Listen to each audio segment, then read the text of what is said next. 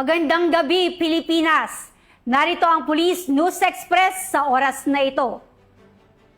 Patuloy na inaantabay ng PNP sa isinasagawang peaceful rally ng United People's Initiatives ngayong gabi.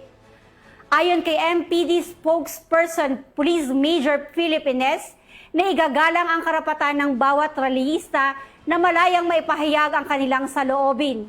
Kasabay nito, mahigpit na ipapatupad ang maximum tolerance upang mapanatili ang kaayusan at matiyak ang mapayapang pagdaraos ng peaceful rally. Live pa rin sa Liwasang Bonifacio sa Maynila, nakatutok dyan si Patrol Woman Don Brosas. Magandang gabi, Bagong Pilipinas. Patuloy ang pagdagsa ng mga kalahok dito sa idinaraos na Peaceful People's Rally sa Freedom Park ng Liwasang Bonifacio, Manila. At tinatayang aabot na sa 2,000 katao ang bilang ng mga dumalo rito.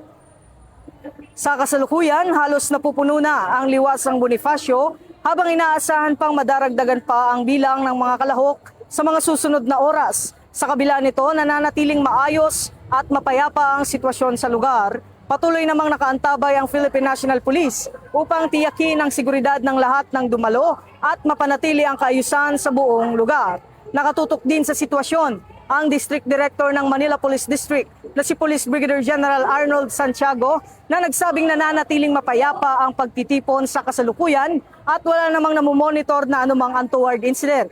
Samantala, dahil sa patuloy na pag-ulan, pinapayuhan ng PNP ang publiko na maging mapagmatsyag sa kanilang mga personal na gamit upang makaiwas sa mga insidente ng pagnanakaw o pagkawala ng mahalagang kagamitan. Hinihikayat din ang mga kalahok na magdala ng payong, kapote o iba pang mga panangga sa ulan upang maprotektahan ang kanilang sarili at makaiwas sa pagkasakit habang nagpapatuloy ang aktibidad. Mataas yung pagrespeto ng inyong Philippine National Police sa ating mga kababayan na magpahayag ng kanilang mga saloobin. Ito ba'y pabor o hindi pabor sa ating gobyerno? At kung mapapansin nyo dito sa lungsod ng Maynila, meron tayong Freedom Park dito, 4 ito.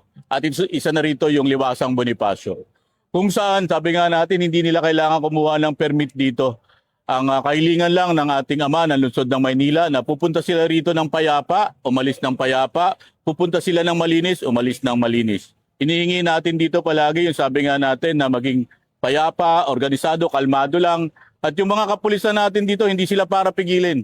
Ang nandito yung kapulisan natin para bantayan lang natin yung kaayusan, katahimikan at katatagan ng lugar.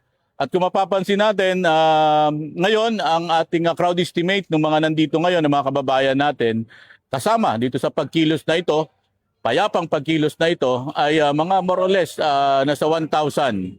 At wala pa namang anumang kaganapan ang pumupukaw sa ating kamalayan. Handang-handa yung Philippine National Police, handang-handa yung Manila Police District sa paglalatag natin ng seguridad. At hindi lamang seguridad, pati yung mga pagpaparadahan ng mga sasakyan na ginagamit ng ating mga kababayan. Meron tayong mga contingency plan para dito. Meron tayong allocated na mga parking area para sa kanila. Walang bagay na hindi na pag-uusapan sa bukas na kaisipan. Kung saan nga yung ating district director kanina ay kinausap mismo yung mga leader ng ating mga grupong nandito ngayon.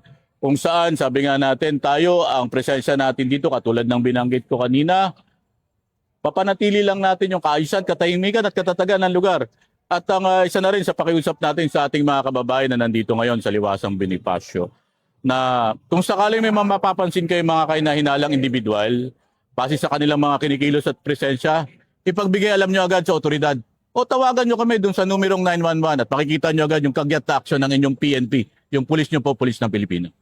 Binabanggit ito na mataas po ang ating pagrespeto sa karapatan ng ating mga kababayan na mamahayag at magkaroon ng payapang pagtitipon. At pinapaalala natin na ang karapatan at kalayaan ay lagi pong may kaakibat na responsibilidad. Natatapos po ang kalayaan kapag ang karapatan na po ng iba ay umpisa na pong natatapakan.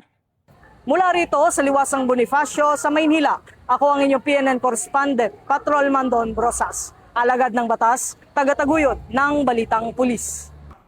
Maraming salamat, Patrolman Brosas. At ingat kayo dyan sa Liwasang Bonifacio. Para sa napapanahong balitang pampulisya, laging tumutok sa Police News Network. Alagad ng batas, tagataguyod ng Balitang Pulis.